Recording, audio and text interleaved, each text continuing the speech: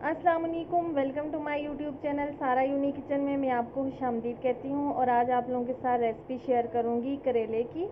तो सबसे पहले जो मैंने करेले लिए हैं इनको इस पिलर के साथ मैं छील लेती हूँ। ये देखें, करेलों को जो है वो मैंने छील लिया है ऊपर से, और उसके बाद इनको मैंने वॉश भी कर लिया है। और इस तरह से जो है गोल में इसकी कटिंग कर लूँगी और इसके अंदर से बीज निकाल लूँगी। तो सारे करेले जो है वो मैं इस तरह से काटती हूँ। और करेलों के साथ 2 अदद जाएंगे आलू, उनको भी मैंने छील लिया है। कटिंग में बताऊँगी, इनको हम चिप्स की तरह से इसकी जो है वो कटिंग करेंगे। 2 बड़े से साइज़ के जो है वो प्याज जाएंगे, और ये 5 से 6 अदद इसके अंदर इस तरह चॉप किए हुए टमाटर जाएंगे। प्याज को भी मैंने ऐसी चॉप कटिंग में किया है। और उसके बाद ये स्पाइसेस जिसके अंदर जाएंगे, 1/2 टेबल स्पून मैंने नमक ले लिया, नमक हस्बे जायका, चूँकि मैं करेलों पे भी लगाऊंगी तो इस वजह से उस हिसाब से नमक लेना है। ये अदरक लहसुन का पेस्ट जो है वो 1/2 टेबल स्पून, 1 चुटकी ज़ीरा जाएगा, 1/2 टी स्पून हल्दी, और 1 टेबल स्पून जो है वो लाल मिर्च। खूबसूरत सी गोल शेप में जो है वो करेले मैंने काट दिए हैं। अब इनको मैं नमक लगा के तो 10 मिनट के लिए जो है वो 10-15 मिनट के लिए, आधा घंटा के लिए धूप में छोड़ दूँगी। सही तरह से इनको मिक्स करना है इस तरह से, ताकि नमक जो है वो इसके अंदर अच्छी तरह से जज़्ब हो जाए। ये देखिए, माशाल्लाह से इनको मैंने नमक लगा के रखा था, और ये जो है ना बिल्कुल ये ड्राई हो चुका।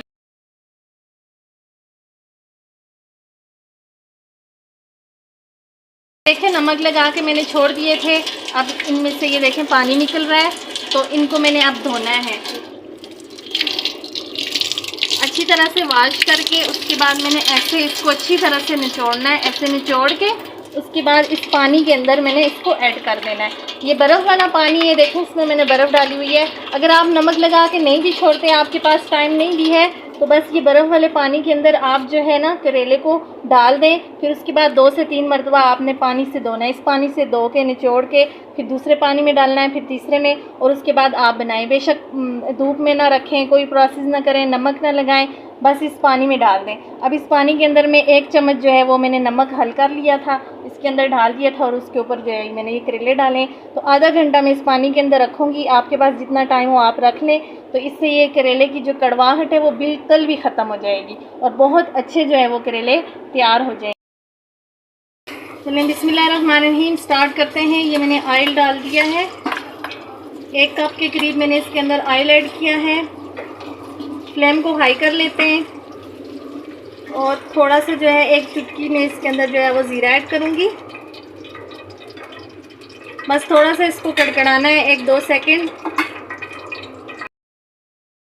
प्याज जो है वो मैंने इसके अंदर ऐड कर दिया है। इसको गोल्डन फ्राई होने तक मैं इसकी थोड़ी सी भुनाई करूँगी।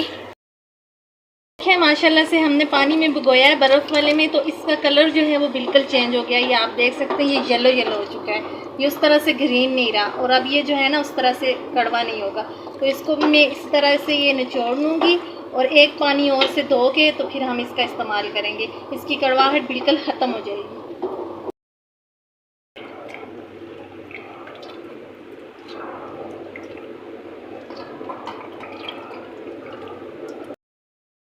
ये देखें, माशाल्लाह प्याज जो है वो हमारा हल्का सा जो है वो गोल्डन हो चुका है। अभी हम इसके अंदर आलू ऐड करेंगे।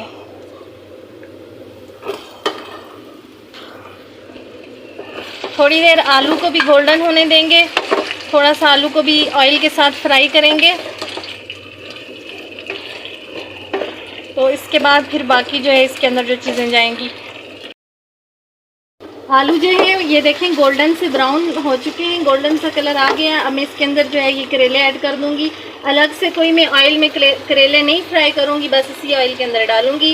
ये एक साथ सारा कुछ फ्राई हो जाएगा, अलग से करने की ज़रूरत ही नहीं है, और करेले जो है वो खुद ब खुद मीठे हो जाएंगे। हमारी सारी चीज़ें जो है वो फ्राई हो चुकी हैं, करेले भी और आलू भी। अब इसके अंदर सारे स्पाइसेस जो है वो मैं ऐड करती हूँ।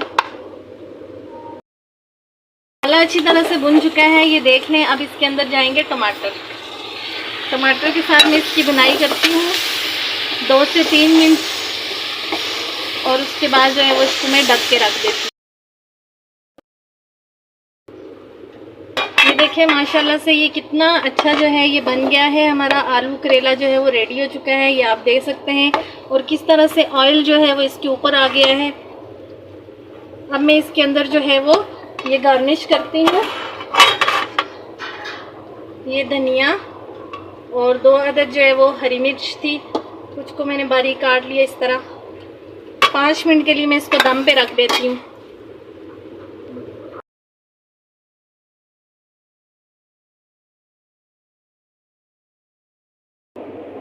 ماشاءاللہ سے ہمارے کریلے جو ہیں وہ بالکل ریڈی ہو چکے ہیں. یہ آپ دیکھ سکتے ہیں بغیر کسی محنت کے, بغیر الگ سے آئل میں فرائی کیے جو ہیں وہ ہم نے بنا لیے ہیں اور اسی طرح سے بنے.